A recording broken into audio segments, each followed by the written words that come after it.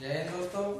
आज मैं आप लोगों को वेद यानी विदत संस्कृत भाषा व्याकरण की विदत शब्द है जिससे वेद की उत्पत्ति हुई है और वेद का अर्थ होता है जानना या ज्ञान।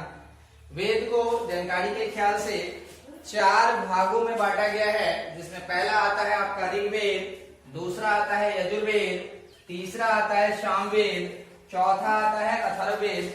ये चार वेद हैं। इन चारों वेदों के उपवेद होते हैं चार। जैसे ऋग्वेद का उपवेद है आयुर्वेद, यजुर्वेद का उपवेद है धनुर्वेद, सामवेद का उपवेद है गंधर्ववेद और अथर्ववेद का उपवेद है शिल्पवेद। ये सारे एग्जाम में आए हुए हैं। किसी ना किसी एग्जाम में वेद से क्वेश्चन आते ही आते हैं और निश्चित रूप से 1 से 2 क्वेश्चन हर एग्जाम में आते हैं।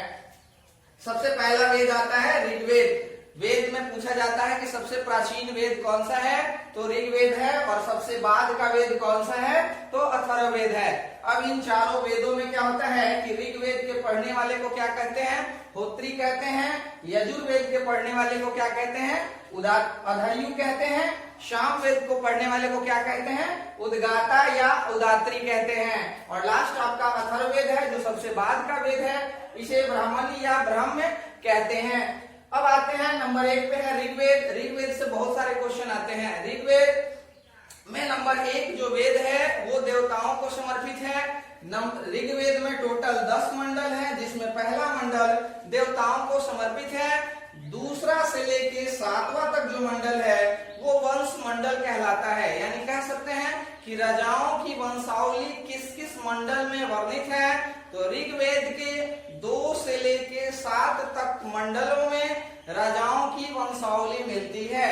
अब आगे इसमें आता है कि ऋग्वेद में कितने मंडल हैं, तो 10 हैं। ऋग्वेद में सूक्तियों की संख्या कितनी है, तो 1028 है। अब 1028 सूक्ति में 11 वाल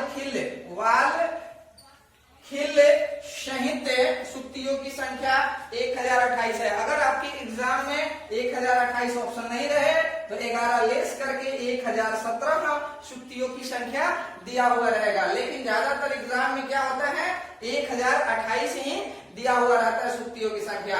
आगे ऋग्वेद में ऋचाएं की संख्या कितनी है, 10,462 ऋचाएं हैं। और इसे सबसे प्राचीन वेद कौन सा है, ऋग्वेद है। अब क्या होता है, ऋग्वेद के तीसरे मंडल में गायत्री मंत्र का वर्णन है। ऋग्वेद के क्या तीसरे मंडल में गायत्री मंत्र का वर्णन है। गायत्री मंत्र विश्वामित्र द्वारा लिखी गई है। क्वेश्चन आता है कि गायत्री मंत्र के रचनाकार कौन है, तो विश्वामित्र है। अब क्वेश्चन अगला आता है कि गायत्री मंत्र किसको समर्पित है, तो गायत्री मंत्र सूर्य देवता सावित्री को समर्पित है। अगला क्वेश्चन आता है गायत्री मंत्र जो है ऋग्वेद के किस मंडल में है, तो गायत्री मंत्र ऋग्वेद के तीसरे मंडल में है। मैंने पहले बताया आपको कि ऋग्वेद में मंडल 2 से लेकर 7 तक में राजाओं की वंशावली मिलती है। ऋग्वेद के तीसरे मंडल में गायत्री मंत्र का वर्णन है। आगे क्वेश्चन आता है ऋग्वेद का जो 7वां मंडल है, ऋग्वेद के 7वें मंडल में पुरुष दशराग युद्ध का वर्णन है। ऋग्वेद के 7वें मंडल में दशराग युद्ध का वर्णन है। यह युद्ध 10 जनों एवं सुदास के बीच लड़ा गया था। यह युद्ध पुरुषनी नदी के तट पे लड़ा गया था, जिसमें सुदास विजय हुए। दशराग युद्ध का जो युद्ध लड़ा गया था आज के डेट में रावी नदी के तट पे लड़ा गया था, जिसका प्राचीन नाम पुरुषनी नदी है। आगे देखते हैं ऋग्वेद के 7वें मंडल के बाद ऋग्वेद के 8वें मंडल के हस्तलिपि को खील कहा जाता है। ऋग्वेद के 8वें मंडल के हस्तलिपि को खील कहा जाता है। ऋग्वेद का जो 9वां मंडल है वो पूर्ण रूप से देवता सोम को समर्पित है। ऋग्वेद का 9वां मंडल पूर्ण रूप से देवता सोम को समर्पित है। ऋग्वेद का 10वां मंडल में पुरुष सूक्त का वर्णन है। ऋग्वेद के 10वें मंडल में पुरुष सूक्त का वर्णन है, जिसका अर्थ ये है कि हमारा जो समाज है वर्ण आधारित था पहले, जिसमें 4 वर्ण आते हैं, ब्राह्मण, क्षत्रिय, वैश्य और शूद्र आते हैं। ये चारों वर्ण आधारित जो व्यवस्था थी ऋग्वेद में थी, और ये ऋग्वेद के 10वें मंडल में पुरुष सूक्त का वर्णन है। ऋग्वेद में ही विष्णु के वामना अवतार का वर्णन किया गया है। विष्णु के 3 पगों की व्याख्या ऋग्वेद में ही कहा गया है। ये तमाम क्वेश्चन हर एग्जाम में आते रहते हैं ऋग्वेद से। ऋग्वेद में इंद्र के लिए 250 रचनाएं की गई है, जबकि अग्नि के लिए 200 रचनाएं की गई है। सबसे पहले बहुत पहले एग्जाम में आया करता है क्वेश्चन कि ऋग्वेद का सबसे पवित्र नदी कौन है। जैसे आज वर्तमान में सबसे पवित्र नदी गंगा को मानते हैं, वैसे ही प्राचीन इतिहास में यानी ऋग्वेद में सबसे पहले जो क्या शुद्ध यानी स्वच्छ पवित्र नदी है वो सरस्वती नदी है, जो अब विलुप्त हो गई है। अगला देखते हैं यजुर्वेद है। यजुर्वेद का उपवेद धनुर्वेद होता है। यजुर्वेद का उपवेद क्या होता है? धनुर्वेद होता है। और यजुर्वेद को पढ़ने वाले व्यक्ति को क्या कहते हैं? अधर्यु कहते हैं। यजुर्वेद को गद एवं पद वाला वेद कहा जाता है। क्वेश्चन आता है कि किस वेद को गद एवं पद का वेद कहते हैं, तो वो यजुर्वेद को गद एवं पद का वेद कहते हैं। गद एवं पद का अर्थ होता है कविता एवं कहानी। यहीं से हमारे समाज में जो कविता एवं कहानियां लिखी जाती है, इसका प्रारंभ यजुर्वेद से ही हुआ है, जिसके पढ़ने वाले को अधर्यु कहा जाता है। और इसका उपवेद धनुर्वेद है और यह मुख्य रूप से गद एवं पद का वेद कहलाता है। अगला तीसरा वेद होता है सामवेद, जिसके पढ़ने वाले को उद्गाता या उदात्री कहा जाता है। सामवेद का उपवेद होता है गंधर्व वेद। क्वेश्चन आता है कि गंधर्व वेद किस वेद का उपवेद है? इसका आंसर हो जाएगा सामवेद। क्वेश्चन है क्या कि गंधर्व वेद किस वेद का उपवेद है? तो सामवेद का उपवेद है। सामवेद के पढ़ने वाले को क्या कहते हैं? उद्गाता या उदात्री कहते हैं। सामवेद को प्रारंभ में 7 स्वरों का वेद कहा जाता था। सामवेद को प्रारंभ में 7 स्वरों का वेद कहा जाता था, इसीलिए इसे भारतीय संगीत का जनक कहा जाता है। क्वेश्चन आता है एग्जाम में कि भारतीय संगीत का जनक किस वेद को कहा जाता है? तो सामवेद को भारतीय संगीत का जनक कहा जाता है।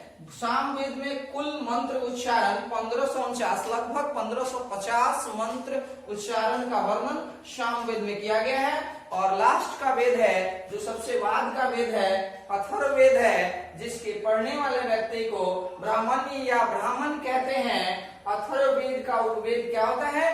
तो शिल्पवेद होता है। सबसे पहले अथर्ववेद में ही गोत्र नामक संस्था का जन्म हुआ था। क्वेश्चन आता है आपके एग्जाम में कि गोत्र नामक शब्द का जन्म सबसे पहले कहाँ हुआ था? तो अथर्ववेद में ही हुआ था। अथर्ववेद की रचना अथर्वा ऋषि के द्वारा किया गया था। किसके द्वारा किया गया था? अथर्वा ऋषि के द्वारा अथर्ववेद की रचना की गई थी। आगे क्वेश्चन आता है सभा एवं समिति प्रजापति की 2 पुत्रियां अथर्ववेद से ही कहा गया है। अथर्ववेद में सबसे पहले सभा एवं समिति प्रजापति की 2 पुत्रियों का वर्णन मिलता है। तो इस तरह से आपका चारों वेद समाप्त हो गया। पहला वेद है ऋग्वेद, जिनके पढ़ने वाले को होत्री कहते हैं। दूसरा वेद है यजुर्वेद, जिनके पढ़ने वाले को अधर्यु कहते हैं। तीसरा वेद है आपका सामवेद, जिनके पढ़ने वाले को उदात्री या उद्गाता कहते हैं। चौथा वेद है आपका अथर्ववेद, जो सबसे बाद का वेद है, जिनके पढ़ने वाले को ब्राह्मण या ब्राह्मण कहते हैं। क्वेश्चन आता है कि सबसे प्राचीन वेद कौन सा है? तो ऋग्वेद है। और सबसे बाद का वेद कौन सा है? तो अथर्ववेद है। अब यहाँ पे क्या था कि ऋग्वेद का उपवेद है आयुर्वेद होता है, यजुर्वेद का उपवेद धनुर्वेद होता है, सामवेद का उपवेद गंधर्ववेद होता है और अथर्ववेद का उपवेद शिल्पवेद होता है। इसके बाद वेद के बाद क्या होता है? उपनिषद आते हैं, पुराण आते हैं, रामायण आते हैं, महाभारत आते हैं। आपके एग्जाम में पूछे जाते हैं उपनिषदों की कुल संख्या कितनी है? तो उपनिषदों की कुल संख्या जो है, उपनिषद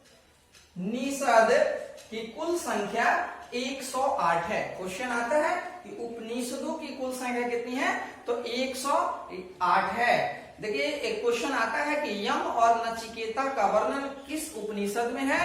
तो कठोर उपनिषद में वर्णन किया गया है। यम और नचिकेता का वर्णन किस उपनिषद में है? तो कठोर उपनिषद में है। इसी तरह से कुल 108 उपनिषद के विषय में बताया गया है। अगला उपनिषद के बाद क्या आता है आपका? पुराण आता है।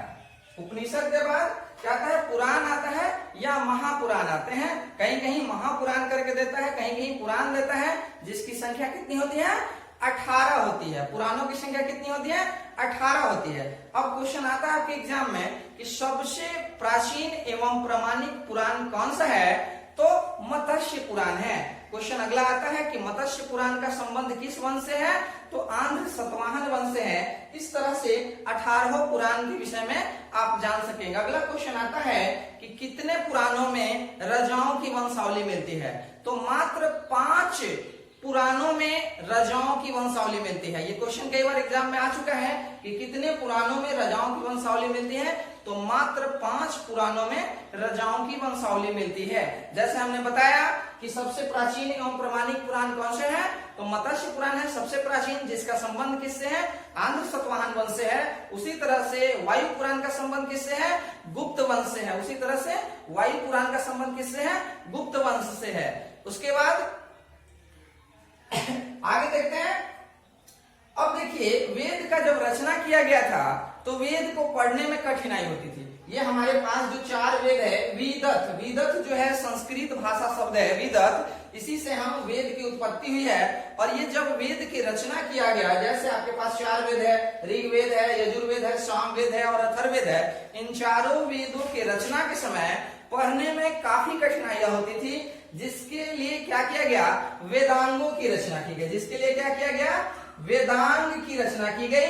और वेदांगों की संख्या कितनी है? 6 है। वेदांगों की संख्या कितनी है? 6 है। क्वेश्चन आता है एग्जाम में कि वेद की संख्या कितनी है? तो 4 है। और वेदांगों की संख्या कितनी है? तो 6 है। ठीक है, वेदांगों की संख्या कितनी है? तो 6 है। अब ये 6 वेदांग क्या है? क्वेश्चन आता है कि वेदांग के रचनाकार कौन है? तो वेदांग के रचनाकार लोमहर्ष एवं उनके पुत्र उर्विश्रवा को माना जाता है। वेदांग के रचनाकार कौन है? लोमहर्ष एवं उनके पुत्र उर्विश्रवा को माना जाता है। इन्हीं वेदांगों की रचना के सहायता से है हम वेद को आसानी से पढ़ सकते हैं और पढ़ते भी हैं। तो वेदांगों की संख्या कितनी